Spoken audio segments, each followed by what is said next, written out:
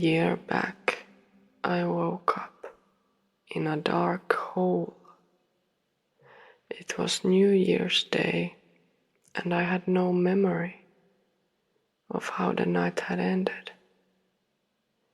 The bedroom felt like it was filled with shadows, and I was the source. I had a vague memory of screaming at someone. I had a memory of just wanting to sleep in my drunken morning haze. The disappointed look that I saw on my partner's face told me that I had really screwed up. But the disappointment emanating from him can never match my own capacity for self-loathing. No one's can. But lucky then that I have also built up a capacity for self-love that runs just as deep as my self-loathing can be.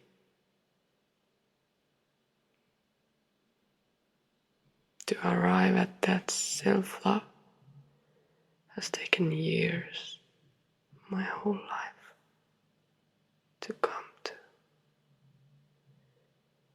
And I will tell you about that another time. In this Dark Void Disco episode, I want to hold space for addiction in different forms, different substances, different behaviors. For me, the main substance was alcohol. And together with that, you can count coffee too. Not an unusual combo in my culture. It is more unusual to leave them behind, I think. During this last year, the year when I left alcohol behind, it so happened that I'm no longer as drawn to coffee either. And as I think deeper about the roles that these substances have played in my life, I can understand why. I started drinking coffee around the time when I was 16, as I started senior high, as my schedule got fuller, more demanding. I desperately was trying to find ways to stay awake during my morning lessons at school, because I didn't sleep enough in the night. Because I needed the nighttime to have finally, after my filled schedule in the day, a moment for myself. And using that nighttime for sleep was simply not an option. So then coffee entered into my life in the role of a holy grail of energy to help kickstart me and push me into action and get things done. Stay awake. Work. Get through the class. Get through the day. I'm still not entirely sure if it actually helps. I think it was more, at least for me, the myth created around it, the aura around the coffee, the cult of coffee that drew me in. If it wasn't the cups in my parents' and other adults' hands, then the stylish takeaway cups in the manicured hands of the TV show heroine strolling down the streets of New York, ready to seize the day in her fabulous heels. And later at work, coffee was the binding agent, the liquid that flowed between me and my colleagues and connected us during our obligatory and appreciated Swedish fika coffee breaks.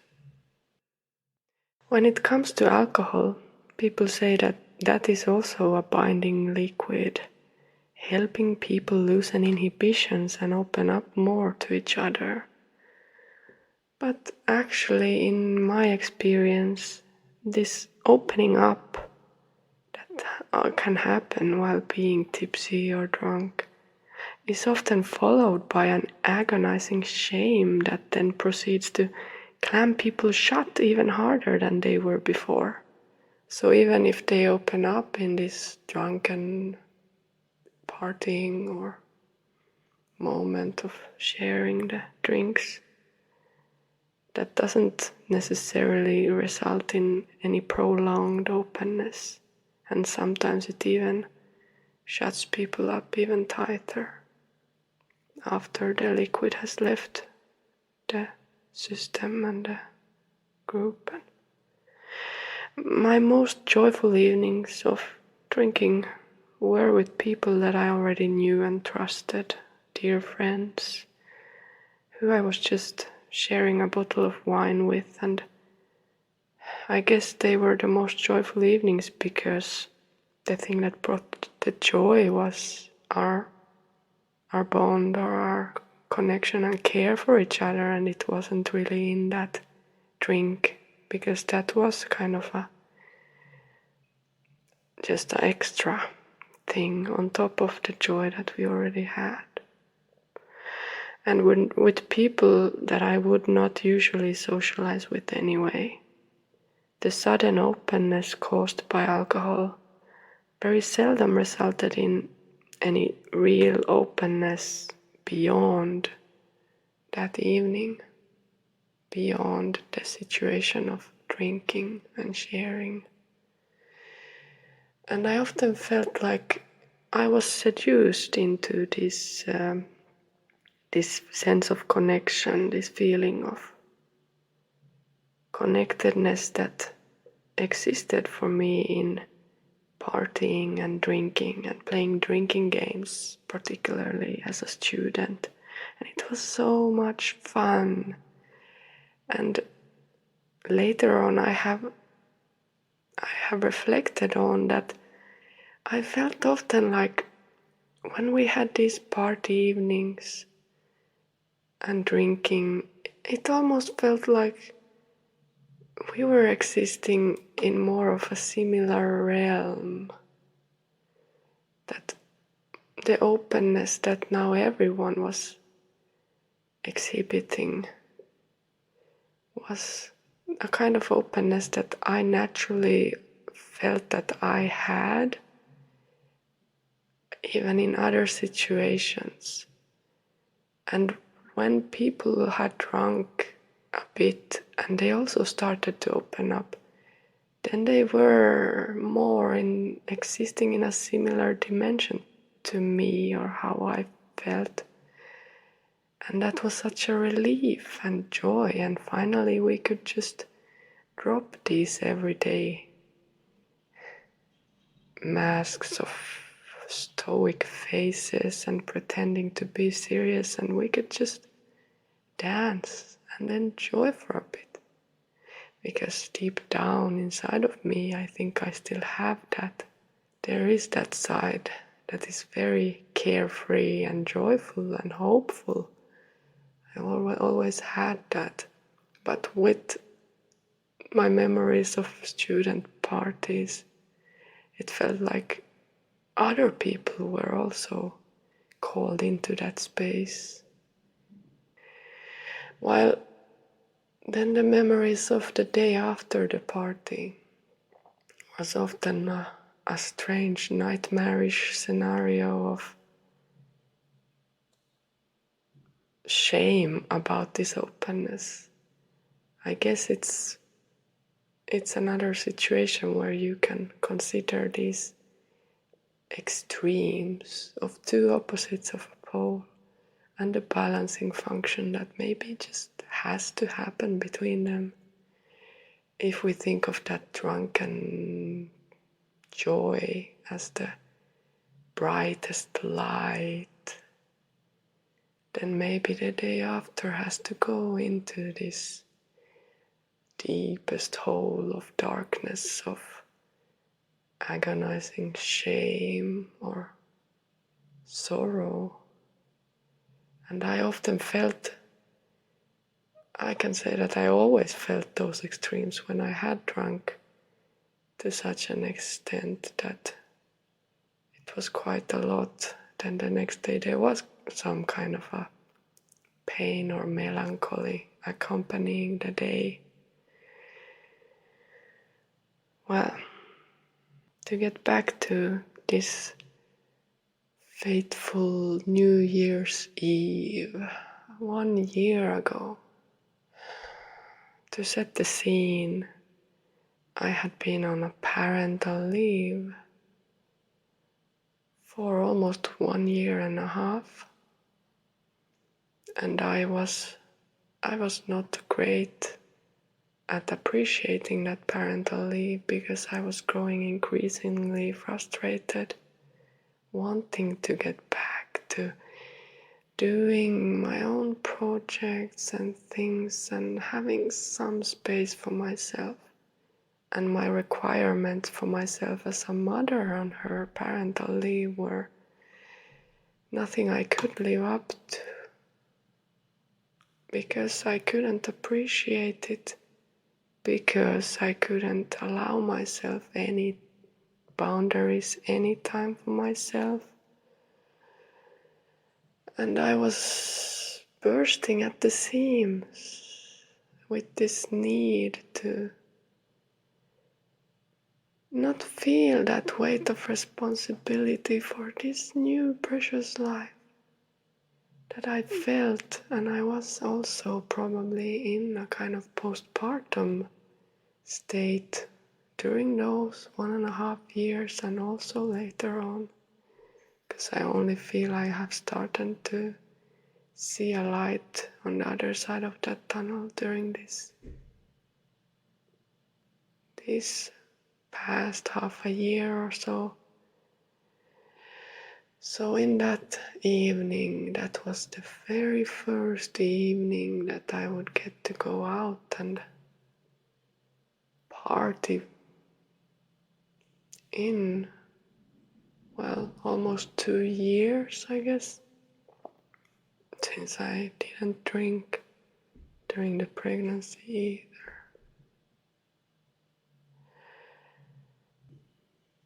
And it was fun. It was carefree. And then it went too far. Because I didn't give up. I didn't care. And underlying that fun and carefreeness was my anger and frustration at how severely restricted my movement had been and was during my parental leave. And then that frustration came out when those inhibitions were loosened. And when we come home, I was yelling at my child that I just wanted to sleep, which I heard from my partner on the next morning. And then I wake up in the bedroom and feel these dark shadows of all of that pressure that has come out of me, that I tried to push down, that anger, those frustrations that I haven't allowed myself to feel, express, even know about, because I'm supposed to only focus on the joy and beauty of being a parent. I'm supposed to only appreciate this beautiful, miraculous event that it also is. And I was laying there and I knew something had gone down, but I didn't remember. I could just watch those shadows swirling around me, the corners of the room. And I felt like a lightning had been stricken, a lightning strike in my life, a lightning in the tower of my life that had crumbled the tower. And I was in the rubble, I was in the deepest, darkest hole that I have ever been. And somehow in that I felt that this was the best thing that could happen to me at this moment. And throughout that process, this whole last year, I have appreciated it and the steps on the way. And it's been difficult. It's been like, it feels like a process of crawling out of this deep hole. But it's quite a simple process when you think about it, because if you start in that deep dark hole, it's pretty clear to see where you want to go from there. You're going to climb. And I was climbing, but I also tried to climb in a different way than with this forcing energy of the coffee. I tried to feel what this soil is actually about that I'm climbing up from, what these dark shadows that seemed to surround me, that seemed to come out of me, what they were about. And that's a part of what this podcast then resulted in, is that process that's still ongoing and will continue onwards. So that lightning strike that came through alcohol in a way was a kind of blessing. And it brought a lot of clarity for me. After that party night and waking up into those shadows, I didn't have any urge to drink or party through using alcohol. And I felt like, this might sound strange, but I almost felt like not choosing to drink is a way of really respecting my inherent power. But now I also have the choice, because I don't feel a urge or need to drink. And earlier maybe I needed to learn things that I needed to learn through those experiences. So my attempt with this episode it's not to judge anyone else who is on a different place in their life, in their experience. I think some journeys, they need to take their time until you come to that moment when you yourself feel that this is clear. Now it's a shift. It's gonna happen. And it is happening. And that's how it felt for me. It was very clear. And coffee, beautiful, mythological cult of coffee that I still do drink sometimes, but more seldom now. I think why alcohol and coffee are such a logical combination is because many times in my life, time periods where I was really pushing myself during the day, during the week, working hard, I also wanted to play hard. So the weekends I had to let loose. I needed to drink to balance out that pushing and working, getting things done. I needed to be completely off the rails. I was so in control during the week. I was so rational during the week that I had to be totally out of control and irrational create space for that in the weekends. And to the idea of needing to create space for irrationality, I would like to add the need to escape into stories, into games, TV shows or movies. When I was working full time during the days and had a lot of responsibility, I was really drawn to playing video games in my free time and just playing. And not having that responsibility on my shoulders during that activity, because it was all a play, or maybe simply testing out different roles, because the roles I had available in my work were still restricting parts of me, and through games and stories we can play with other sides, other roles. And I guess this is also connected to the notion of the balancing function, that when there is a restriction during the week, you feel a need to break that restriction in whatever little way you can, and sometimes it is by splurging on the weekends. Now I'm free in these precious days. Now I can play through the night. Now I can be entertained,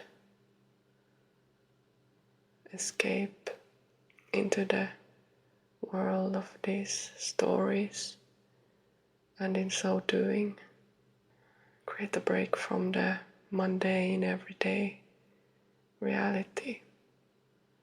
And maybe these stories and games and worlds play a role in giving meaning.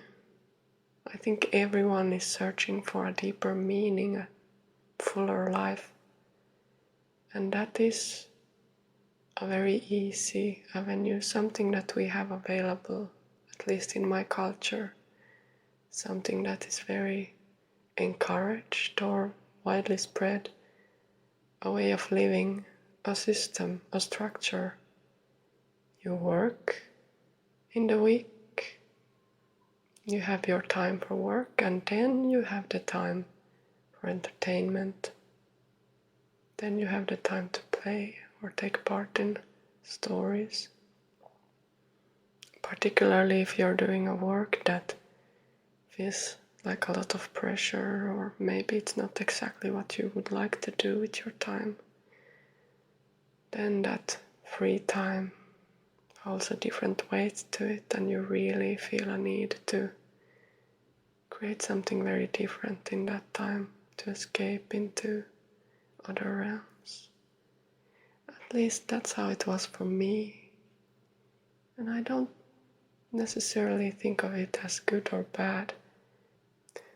But there have been times in my life when my need to escape through entertainment, whether through TV shows or games, has evolved into a form of addiction. I just have to take part in another story, have to start playing the next game. And I believe that this can be a very valuable signal if you can notice what's going on. When you feel really drawn to consume a type of stories or media, pay attention to what stories you feel drawn to, because I think they can provide information about something deeper, something moving inside of you, something that your soul is longing for and searching for, wanting to experience. In the end, what is addiction about if not feeling this urgent need to consume or experience something to fulfill a need. So at the core of it is the need or the hole, the lack we're trying to fill in some way. And if we look a bit further than from substances or media consumption, we can look at behaviors or social activities. And for me, I also think that I have been addicted to love or a certain experience of being in love, or this overwhelming early time of, when you feel that you're kind of high from it and you feel like you really need that other person who will give you that high, that experience. And in my 20s, when I was embarking on the experiment of just going with my emotions and seeing where that takes me, this was going on a lot. Well, if you combine that with a few unprocessed traumas connected to wanting to be wanted and needed by others, wanting to feel safe, it's quite understandable that that is the picture that emerges. This need for another, the need of another to hold a mirror to you, to show you that you are wanted and needed. But when it is taking the form of an addiction, you are trying to feel an emptiness inside of you that is no one else's to feel than yours. And that's not saying that we can't have mutual support and help each other and support each other, but on the deepest level, I believe that it comes back to experiencing a fullness in yourself. I don't know if I have that or if I ever will completely, but I know I'm in a better place than I was, and I'm aware of things that I weren't before. And I'm still not free from addiction.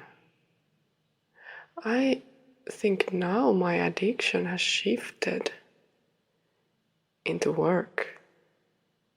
I've always had those workaholic sides, but now that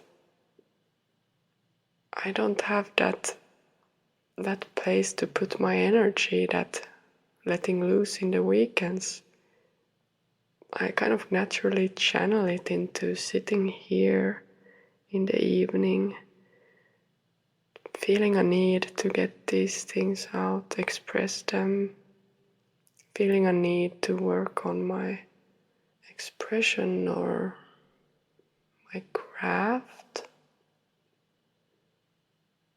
I don't know if it's good or bad, I just notice this tendency. I notice that's what my energy is doing. So sometimes I just start my morning with taking a bath to kind of try and create a natural way to balance out these workaholic tendencies. I have to create some systems in place where I can let that energy find its other extreme in not doing work. Even when my mind is kind of urging me to go and pushing me and getting things done. It's like, no, today I will start with a bath.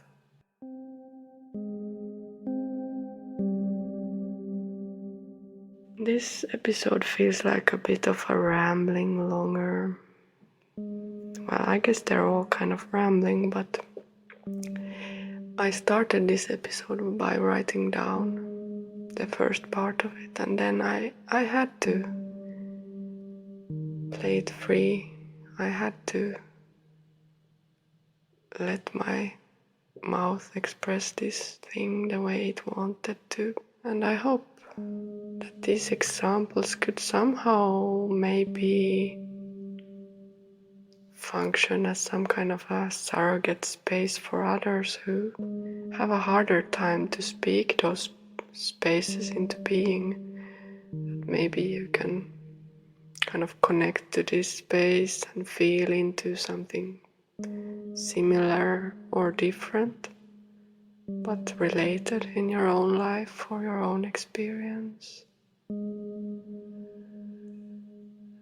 So I want to end this episode again with some kind of a gentle reminder that all of these experiences can have very important and illuminating sides to them that can be like guiding stars on a pathway towards something else. And we can never know where that road will end up because we haven't walked it to the end yet. We're only getting started. Or I guess you can sense where you are on your own road, but I feel like I'm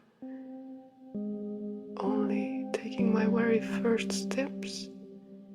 I'm only starting to see a bit deeper, and I'm so curious to see how much further it goes, where it goes. But I want to enjoy the process, respect the steps on the way, and take one step at a time, one moment after the other.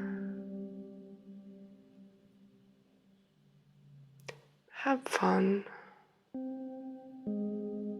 and be accepting of your need to travel onwards, experiencing different sides,